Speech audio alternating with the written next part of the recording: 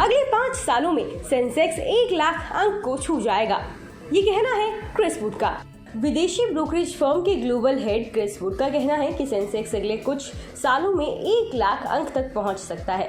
Chris Wood ने अपने एक वीकली लेटर में कहा, मुझे अगले 5 साल में इस लक्ष्य के हासिल होने की उम्मीद है।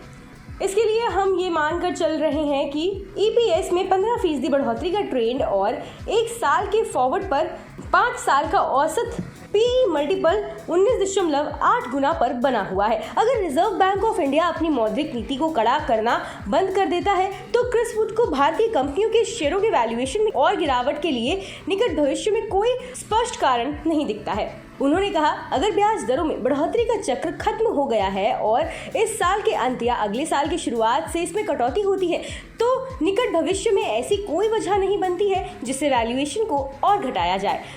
क्रिस वुड का मानना है कि भारतीय स्टॉक पिछले साल की तरह इस साल भी बाकी मार्केट्स की तुलना में महंगे नहीं है। इसके साथ क्रिस वुड ने अपने Asia Pacific mines Japan portfolio में भारत, कोरियाई और ताइवान के शेयरों में अपनी ओवरवेट स्थिति को 1% तक बढ़ा दिया है। क्रिस वुड ने अपने पोर्टफोलियो से HDFC लाइफ इंश्योरेंस और स्टैंडर्ड चार्टर्ड बैंक को निकाल दिया है और इसकी जगह उन्होंने जोमैटो और SBI लाइफ इंश्योरेंस को शामिल किया है। वहीं AIA group, bank central Asia, Bajaj finance, Godrej properties और मैक्रोटेक डेवलपर्स में अपना निवेश बढ़ाया है। क्रिस वुड ने कहा, लंबी अवधि के सभी बुल मार्केट्स की तरह भारतीय शेयर बाजार में भी चिंता की कुछ दीवारें बनी रहेंगी। उन्होंने कहा कि वो शेयर बाजार में उथल-पुथल के लिए आम चुनावों में प्रधानमंत्री नरेंद्र मोदी की हार को सबसे बड़ा जोखिम मानते हैं। क्रिस वुड ने अपने नोट ग्रीड एंड फियर में लिखा है कि विदेशी निवेशक चीन से पीछे हटने के बाद बतौर नेट बायर्स इंडियन मार्केट में लौट आए हैं। मार्च से अब तक उन्होंने $7 अरब के शेयर खरीदे हैं। उन्होंने लिखा है कि एक मसला ये है कि MSCI बेंचमार्क्स में इंडिया की हिस्सेदारी उनकी इकोनॉमी की साइज को देखते हुए काफ़ी कम रही है। उन्होंने नोट में लिखा है कि हाल के सालों में जापान को छोड़कर एशिया में लॉन्ग ओनली पोर्टफोलियो में ग्रीड एंड फियर का एक्सपोजर औसतन 40% है। बता दें कि मनी कंट्रोल पर दिए गए विचार एक्सपर्ट्स के अपने निजी विचार होते हैं। वेबसाइट या मैनेजमेंट इसके लिए उत्तरदायी नहीं है। यूजर्स को मनी कंट्रोल की सलाह है कि कोई भी निवेश निर्णय लेने से पहले सर्टिफाइड एक्सपर्ट की सलाह लें।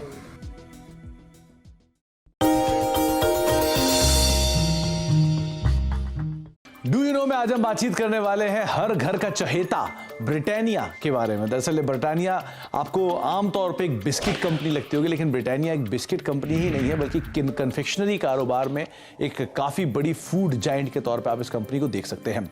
इस कंपनी की शुरुआत 130 साल पहले हुई थी और करीब करीब 295 रुपए में उस समय पर इस कंपनी की शुरुआत की गई थी। सेंट्रल कोलकाता के एक छोटे से घर में इसकी शुरुआत हुई थी और वहाँ से धीरे धीरे एक्सपैंड करते करते आज इतना बड़ा स्केल आप ब्रिटानिया का देख रहे हैं।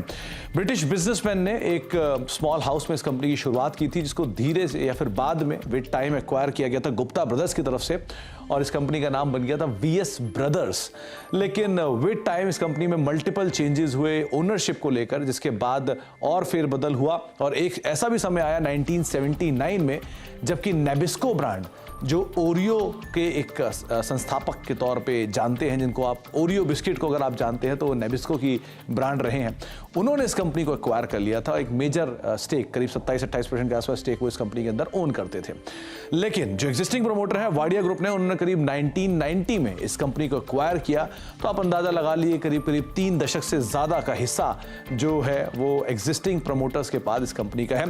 इसके अलावा एक और इंटरेस्टिंग फैक्ट ये भी है कि वर्ल्ड वॉर 2 जब हुआ था तो इस कंपनी को एक ऑफिशियल पार्टनर के तौर पर चुना गया था। जो ये कंपनी जो सैनिक थे उनको फूड बिस्किट्स प्रोवाइड कराती थी, जो कि उनके आगे के लिए कामकाज करते थे। तो एक बड़ा इंटरेस्टिंग फैक्ट ये भी है कि आर्मी को भी ये कंपनी सप्लाई करती थी वर्ल्ड वॉर 2 के अंदर।